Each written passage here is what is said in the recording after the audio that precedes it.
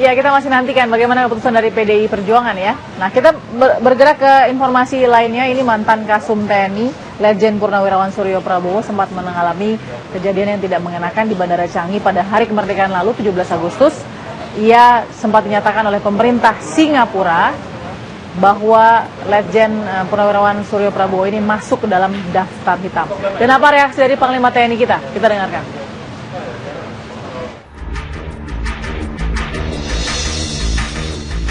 Mantan Kepala Staf Umum Kasum TNI Letjen Purnawirawan Suryo Prabowo sempat masuk daftar blacklist atau daftar hitam pemerintah Singapura saat baru mendarat dari Fiji 17 Agustus lalu. Akibat masuk daftar hitam dari pemerintah Singapura, Suryo Prabowo tertahan di imigrasi Bandara Changi saat akan melanjutkan perjalanan ke Jakarta.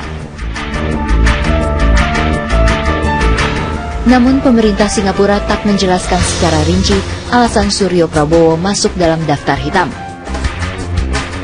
Dan kami juga menulis surat kepada Kementerian Luar Negeri agar menyampaikan nota protes. Bisa jadi suatu saat saya pun akan di blacklist. Seharusnya kalau blacklist seperti itu salah. Kalau salah, harusnya adalah meminta maaf dan mengantarkan sampai ke sana. Itu etikanya kan demikian. Tapi ini salah, ya udah dilepas begitu aja. Nanti semua orang dipanggil-panggilin kan nggak baik gitu. Jadi cuma katanya salah paham atau paham salah. Jadi kan nggak benar. Kita kan punya, ini warga negara loh, warga negara Indonesia loh. Bukan lihat siapapun juga, apalagi beliau purnawirawan. Saya sendiri sebagai Panglima TNI, saya tidak senang pemerintah Singapura memperlakukan mantan prajurit TNI seperti itu.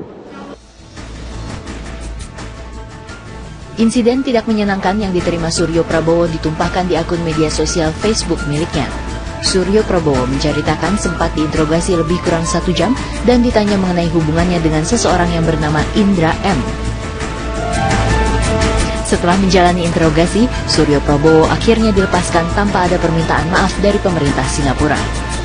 Tim TV One mengabarkan.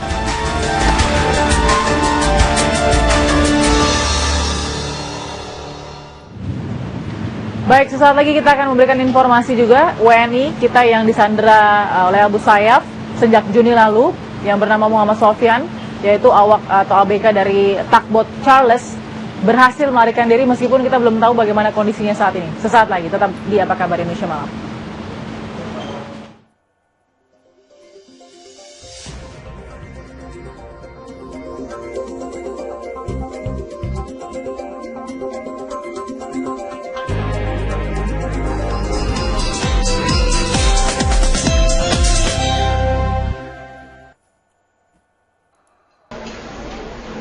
Muhammad Sofyan nampak lemah setelah berhasil melarikan diri dari cengkraman kelompok Abu Sayyaf.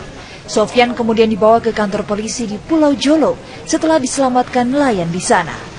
Dari kantor polisi, Sofyan dibawa ke rumah sakit. Ia pun mengucapkan banyak terima kasih. Pada semua yang menolong saya berterima kasih kepada semua orang yang menolong saya.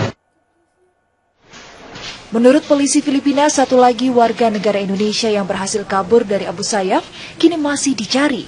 Kepala Polisi Provinsi Sulu, Mario Buyukan, mengatakan 1 WNI tersebut diduga tersesat, sementara Sofyan beruntung karena ditemukan penduduk. Menurut juru bicara militer Filipina, Mayor Filamontan, penduduk Jolo melihat Sofyan terapung setelah kabur dalam kegelapan. Setelah mendapatkan pemeriksaan medis, Sofyan diserahkan kepada pemerintah Intah Indonesia. Masih ada 8 warga negara Indonesia yang disandra bersama dengan seorang warga Norwegia, seorang warga Belanda, 5 warga Malaysia, dan 8 warga Filipina.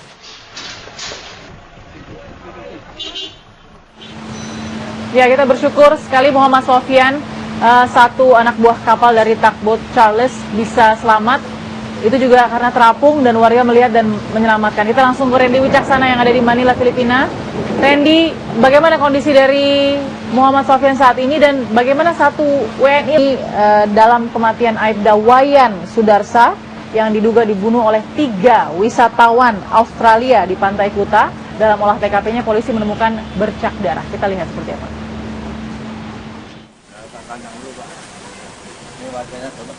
Tim Puslap 4 Polda Bali menemukan bercak darah saat melakukan olah TKP dalam kasus pembunuhan seorang polisi di Pantai Kuta, Bali.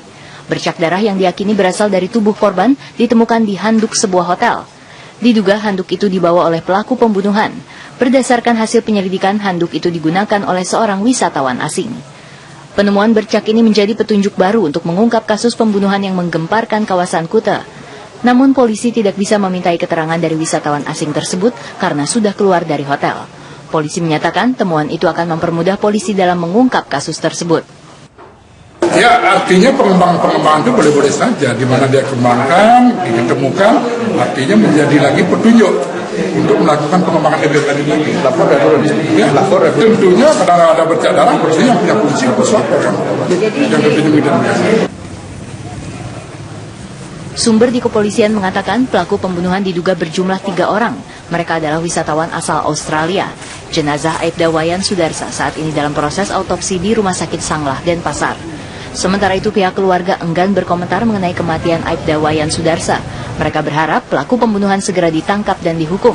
Sebelumnya, Aibda Wayan Sudarsa ditemukan tewas di Pantai Kuta pada tanggal 17 Agustus lalu. Dari Denpasar, Bali, Adi Gunawan, Sukiswanti, TV One mengabarkan. Untuk mengetahui perkembangan, kita langsung ke Adi Gunawan yang ada di Polresta ya, di Denpasar, Bali ya. Adi, perkembangan terbaru Adi dengan tersangka-tersangka ini seperti apa motifnya? Silahkan Adi. Ya, Alfie, memang